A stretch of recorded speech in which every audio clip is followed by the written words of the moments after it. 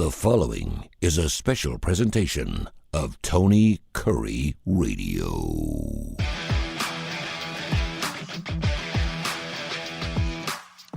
Welcome back to another Keefer and Kurre. I've been sitting here for the last 45 minutes listening to a Need to Know, man. Another fantastic Need to Know. I love that show. Of course, you can hear it 5 days a week, just like you can the Keefer and Kurre show. We do it every single week right here on the TKR podcast. And of course, along with his radio shows on Saturday and Sunday, we do a TV show on Saturday at 10:30, 11 o'clock, our first big ball game. Clemson and Georgia coming up this Saturday. We'll be right up against it 10:30, 11 o'clock on ABC 3340. Looking forward to being there with my partner, breaking down college football from a local level. Should be a fantastic show again this Saturday. We'll have special guests and more. First of all, partner, how you doing, brother? Everything good? I'm doing good. I publicly want to thank Tony Kurre for kicking off our new football season this past week on WJOX, where he presided over for many, many years. But Tony's such a class guy. He does like 15. I don't think you folks might not realize, unless you look at the whole roster on TKR. Tony Kurre does so many shows a week, but he was gracious enough to come on Saturday morning at 8:10 on our show to kick off our weekend, and we got off to a phenomenal start with our Saturday show, Game Time. I've been doing that throughout the summer, but this was the first official because it's a football-oriented show, hence the Game Time. And then we kicked off season 8, Tony, on Sunday of the morning after, and it was a sensational success, 9 to 11 on Jocks. Everybody loves that show because it's their first chance to talk about what they saw on the field on Saturday. And we've got such a great lineup of callers and people that contribute to that show. But I, again, want to thank you so much because you were the guy who stepped in and despite doing nothing but broadcasting all during the week, really got us off to a great start this weekend, being our first guest on Saturday on Game Time, and it was phenomenal. Man, I am proud to be on, and I'm honored to be on anything you're on, and honored to be on that first guest. I know you reached out about getting Matt Coulter, and I know you like to delve into some old radio people, so happy to get to some of those people on there. And we'll have Trent Dilfer join you on your show here in the next few weeks. I've been in contact with him, doing a show with him a little later on this afternoon, so we're all over the place. And of course, you mentioned the fact that it was the first Saturday, and all of a sudden we had that one ball game. I think there were 4 or 5 games, so they were spaced out. It finished up with a game at 10:59 on Saturday night, but the big ball game everyone obviously was watching was the game in Dublin between Georgia Tech and FSU. I took Georgia Tech in that game plus the 10.5. It was one of those easy ones, which was hard to believe because they opened the game, FSU did, going right down their throats. I think they ran the ball 5 straight times. They score a touchdown. I'm thinking, okay, I'm on the wrong side of this game. That's why you play 60 minutes. Uyunglele just looked fantastic in the first round. I was like, okay, Clemson did a horrible thing by leaving Klubnik in the cupboard, and they got rid of the wrong guy a couple of years ago. And next thing you know, Georgia Tech comes out, and their defense looked fantastic. You're talking about a preseason #1 team. Everyone had FSU winning the ACC. Of course, they started the season last year 13-0 before being blown out by 60 in their bowl game. And all of a sudden, they're sitting at 0-1, a top 10 team in college football. Are they done? Are they done for the season? I know we got 12 teams we're picking, but as of right now, in the past, you could not afford to lose a game against a Georgia Tech. Even if you won the rest of your schedule, you couldn't have a loss like that on your schedule and make it in.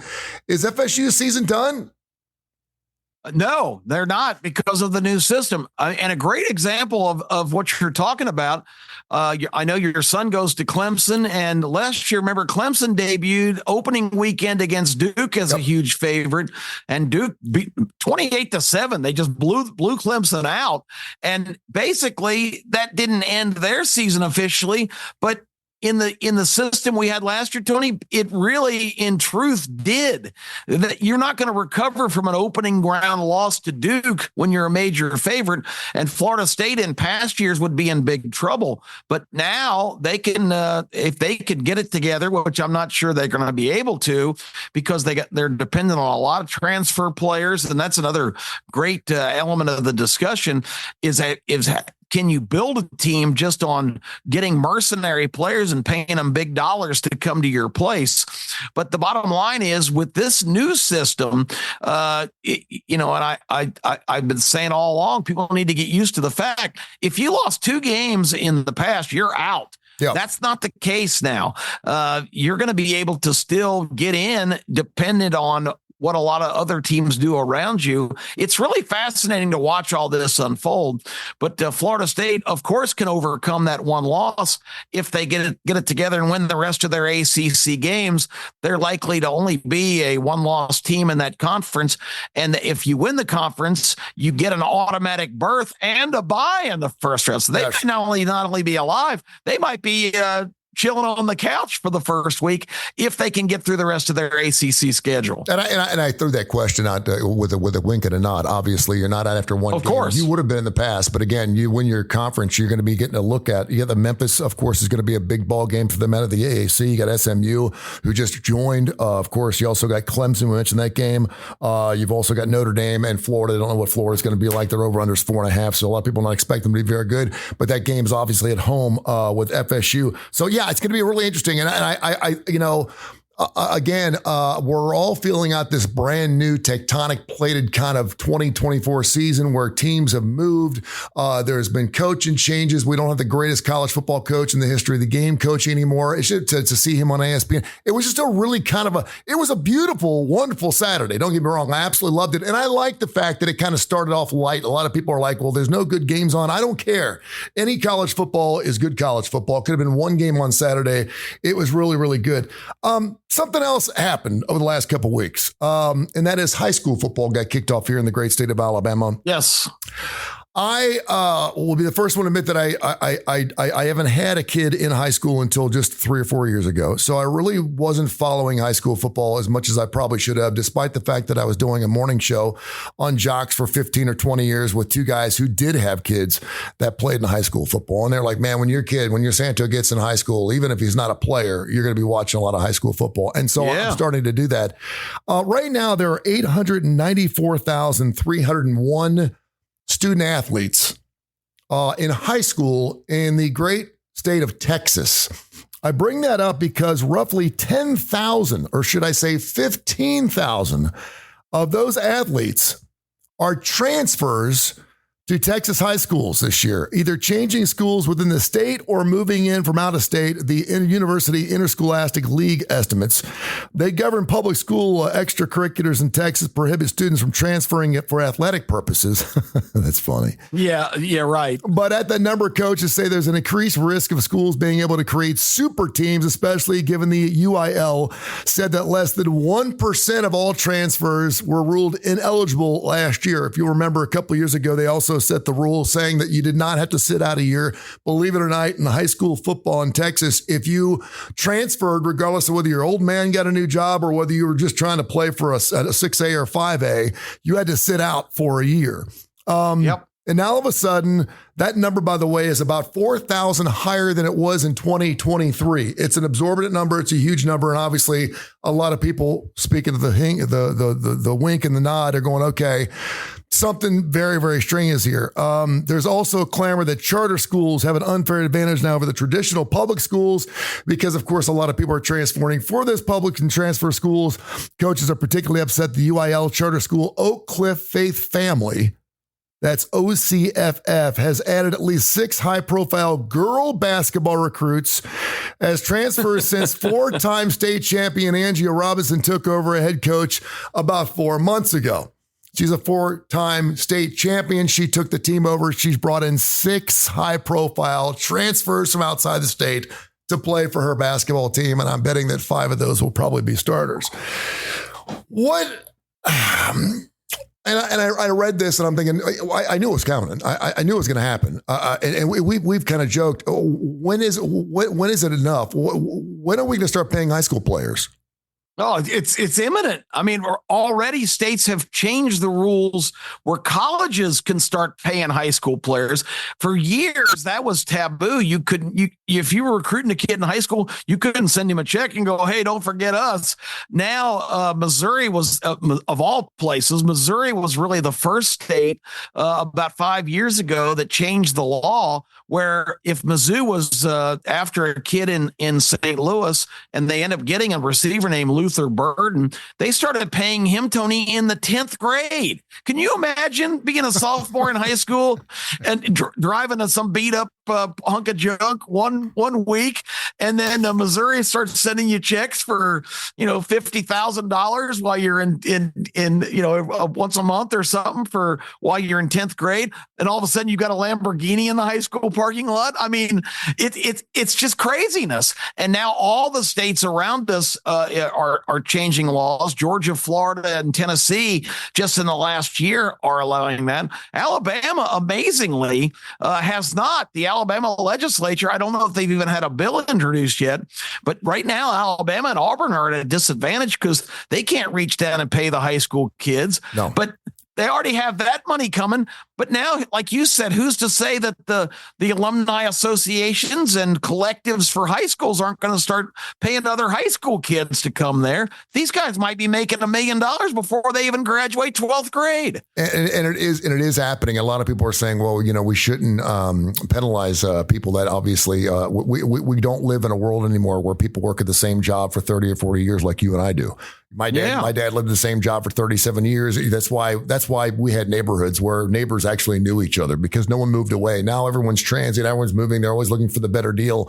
Athletes who transfer tend to end up at schools that are successful no matter their reason for moving. Over the last 3 seasons, of course, obviously, if I'm moving somewhere with my children, I want them to make sure they're going to good schools.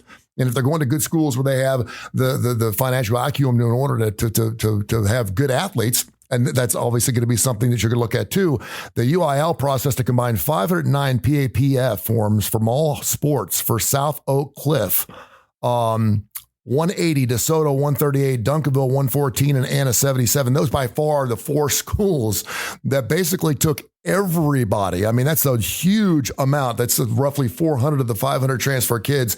There were 4 Dallas area schools that played in the UIL football state championship game last year. 3 of those 4 schools were playing in the championship. The same schools added perhaps the 4 best players who transferred from one DFW school to another during the offseason. So, I mean, obviously, the rich is getting richer. You think that high school football is crazy here in the state of Alabama, go move to Texas. I mean, it is outrageous. It's over the top. There are stadiums there, Terry. I was talking to Terry about this the other day because she's down in Texas. There are stadiums there that are more opulent, Tony, than most colleges play in. I mean, they're 35 and 40,000 seat high school stadiums. Yeah. It's crazy. The days of hiding. And look right here close to home. Last Friday night, actually it was Thursday night, I'm flipping around. I go to ESPN2, and there is Thompson High School right here in Metro Birmingham playing Grayson County from Georgia, one of the top schools there that's only 8 or 9 years old, that all of a sudden is this giant powerhouse. Georgia football, high school football has always been huge with schools like Valdosta, who has been dominant for years in high school football. I grew up in the Atlanta metropolitan area. I went to Peachtree High School, but we played teams like Lakeside, who was always a major power, the Athens schools, Cedar Shoals, and Clark Central. But now there's all these new programs popping up in Georgia that are taking that approach you've been talking about, recruiting players. So here you had Grayson and Thompson. Thompson was kind of a bottom feeder here in Alabama for many years. And all of a sudden they made a little bit of a deal, and they didn't necessarily play the players directly, but they brought in the Tagovailoas from Hawaii, mysteriously moving to that fine community. First Tua and then Talia Tagovailoa at quarterback, and now they've had a pipeline of kids coming in. And here Thursday night on ESPN2, there's Thompson on national television, and I think they have a national television game against Oak Ridge or somebody in Tennessee this week. So they're the new Hoover. Hoover was one of the first schools in the country that started this stuff back 10, 15 years ago under Rush Probst. So well, they have 2 days, right? Yeah, for sure. Yeah, I mean, that kind of started it all when I could not believe. So it's happening right here. Yeah, and it's I don't know what I don't know what to make of this. Part of me is like, why am I trying to put my foot on the neck of this? And why don't you just let it blow up? And I guess it's because I've seen it from the college level. We allowed too many things to happen without any ramifications or what we thought were going to happen. Now all of a sudden we have all these different loose ends we have to tie up, including this antitrust thing, which I still can't figure out because it goes back 10 years, but it's only for the top 4 or 5 conferences in college football, and no one else is making the money. I can't believe there's not some type of other lawsuit where other kids from other schools are saying, listen, I want a piece of that. And again, the excuse is, of course, on that, it only could go back 7 years because that's the statute of limitations. Yeah. So imagine if you're a guy who played in, this is 2024. So imagine you're a guy who played in 2016 and the guy who was on your team but played a year later, it'd be in college in this particular case, but you missed by 1 year. These people are getting big checks now and you're not getting jack squat. So I always kind of felt uncomfortable. And again, I got boohooed on Jocks 94.5 when I was on there because I didn't have a kid who was in high school and I didn't follow high school football. We did a recruiting thing. I really didn't give a squat about recruiting. I really didn't. Yeah. I mean, I watched college football and professional football at the yin-yang, but as far as in 4 or 5 star guys, I wasn't into that kind of thing. I am now because I have to, and because I'm finding some joy in it. But so it's trickling down. We know it's going to trickle down. So it's down to the high school level now. And then when you turn your TV on later on this afternoon, you're going to see the Little League World Series. And I always try to think about the kid. I try to think about the student athlete. I try to think about the child. I try to think about what it would be like to be an 8, 9, 10-year-old, getting your own walk-up song on ESPN on a Saturday afternoon and having the entire world watch you. I watch these kids and how competitive they are. And I know there's a lot of politicking that goes on and how teams get. I don't know how Aruba gets a baseball team into the World Series. I don't know how that works. I don't know how some teams, Chicago, get teams in, but people in New York can't. I don't know if it's all money based. I don't know if you have to play in the system. You have to pay a particular amount of money. But I know money plays into it. I know that broke baseball teams don't make it the World Series. I know teams that have a lot of money do. But I think the mighty dollar is always going to be the end all. There's even a saying in the Bible, for the love of money. It's not, it's not the love of money. It's the love of money. It's the love part that gets you in trouble. There's nothing wrong with money. It's the love of it that gets you in trouble. And I'm just wondering now with college football, kind of like, oh, well, the top's off. We're letting it all fly out. I just wonder how much of it's going to trickle down, not only to a high school level, but also, of course, to a little league level. I mean, I think we already see, we're already seeing this in some schools, right? Where we got a kid that's weighs $155. He's 5'11" and he's 9 years old. And people are already looking at him and going, hey, listen, maybe it's time to go ahead and play that divorce card. Maybe dad needs to move into our jurisdiction. Your mom needs to stay over there and we'll have 2 different mailboxes to make sure he can go to school here and blah, blah, blah, blah. That happens. It does. I'm not saying it happens a lot, but it does happen. And I just wonder how far it's going to trickle down. What do you think? Well, I mean, it's not even, I think, where it's going to trickle is interesting because right now it's a flood. So that there's got to be some trickle down, you would think, because I didn't do a good job of finishing my point. It's not so much on the high school level too now that it's just the direct recruitment of players for compensation. The colleges are already doing that. But for families, what if you're a family living somewhere, I don't know, some outpost, and they say, hey, we've got we really like your family to move to our community so your kids could play at our school.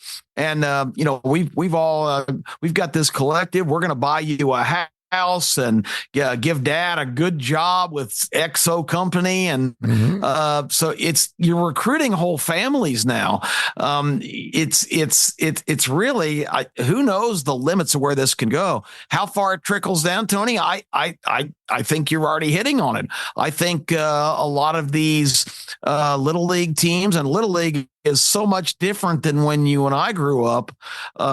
We played other kids from our neighborhood. Now all the games, all my kids that have serious athletes are in travel ball things every weekend. These people pack up and go, somewhere else in the Southeast and play, weekend long tournaments. Kids that they're, pitchers in school are getting Tommy John surgery before they even get out of high school because they've already thrown so many innings. You just wonder about the wear and tear. And I don't know where you stop it, but it's once the floodgates open, I don't know that you can stop it. I think it's just a complete redefinition of what youth sports used to be, high school sports, and college is completely upside down now. So where this whirling dervish pendulum stops, I don't know, but it's certainly, the Pandora's box is not only cracked open, it's wide open. Well, the big argument in college football all along was these poor kids are busting their butts, going to school full time. Yeah. Going to 20 hours of practice a week and then playing football, and they're the stars of the program, right? They're the stars of the program, and they should be notarized. They should be recognized. They should be held up to a higher standard. That's why they deserve to get paid. They're making millions and millions of dollars for their university, right? People are tuning in to see the Trevor Lawrences, the world of the next Trevor Lawrences. We're watching these quarterbacks, and we're watching Uyunglele. We're watching these guys, and so they should be compensated at some level. And of course, that's an argument you're just not going to win because you don't know that for sure. But I will say this. I know what ESPN spent on college football this year. I know what ESPN's paying for high school football, and I know what they're paying for the Little League World Series. If that type of money is out there, then there's no reason why the Little League World Series and even these high school programs shouldn't say, we want a piece of that pie. We want a piece of that action. Why are you so? Because you know what's happening? People are watching that stuff. I never thought in a million years I'd watch the Little League World Series. I didn't. And I'm watching it. I'm into it. ESPN does a great job doing it. I'm watching high school football, and I can't believe I'm watching it. I mean, it's unbelievable, and it's great. I love it. Don't get me wrong. But I'm watching it. And so if I'm watching it, your guy who's got a player, and I have a friend of mine who's got a guy on Spain Park and Hoover, and I mean, I hear it all day and every day. I know what kind of money he spends on his kids, and so if it all comes down to the mighty dollar, then at what point does that money not be trickled down to even Pop Warner kids? Why shouldn't it? Yeah, I mean, I think that's the natural direction. They're going to start trying to influence decision making at the earliest age possible.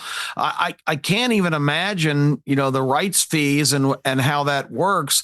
But when Thompson and Grayson were on the other night, they say in that one game between those two programs that are both actively involved in recruiting players, I mean, they would deny that's it, that they invite players, they entice players, but they scoff at recruiting. But in that one game, the commentator said there are between these two rosters 30 kids on the sidelines in this game that are being actively recruited already for major college football opportunities on two teams. I mean, back when I played, if there were two prospects, in the whole on both teams, that was star laden. Now these programs have loaded up these superstar, all-star recruited teams, and you've got 30 major college prospects just on two rosters. That's insane. Yeah, it really is. What's really insane is you have two guys on a roster does a fantastic TV show every single Saturday morning from ABC 3340.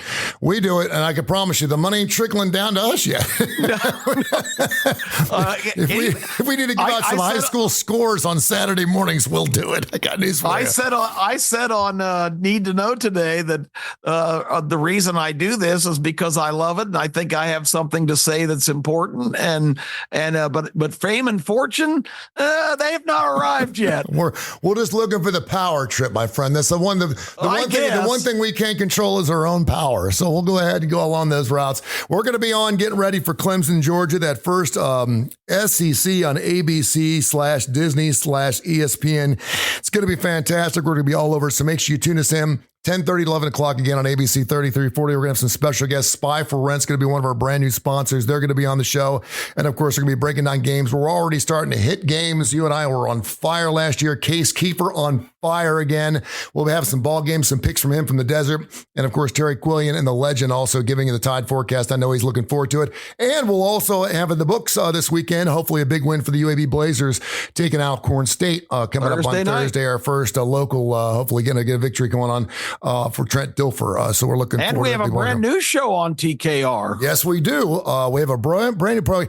Now, and by the way, 4-2 so far in free plays, 6-2 if you want to make an actual investment in what your plays are. But it's called K4 Wins. K4 Wins. K stands for Keefer, for Kip, for Kai, for Curry. We got all the K's in there. And 4, of course, the 4 of us, and wins is because all we do, baby, is win. K4 Wins. It's a brand new show. It airs at 8 and 10 every Saturday morning, just before college football season, or before college football. The schedule starts at 11 o'clock. Then, of course, you can hear it throughout the week. We do that show every Friday morning, so it gets up immediately on Friday afternoons. You can podcast it wherever you get your favorite podcast. K4 Wins, K4 Wins. And it's a handicapping show. I really enjoy doing that show, by the way. There's 4 of us, and 30 minutes flies by in a hurry. Yeah, we have 4 guys that want to talk. I mean, and amazingly enough, we weren't stepping all over each other, which was fantastic. So check out that K4 Win show. It's really, really good too.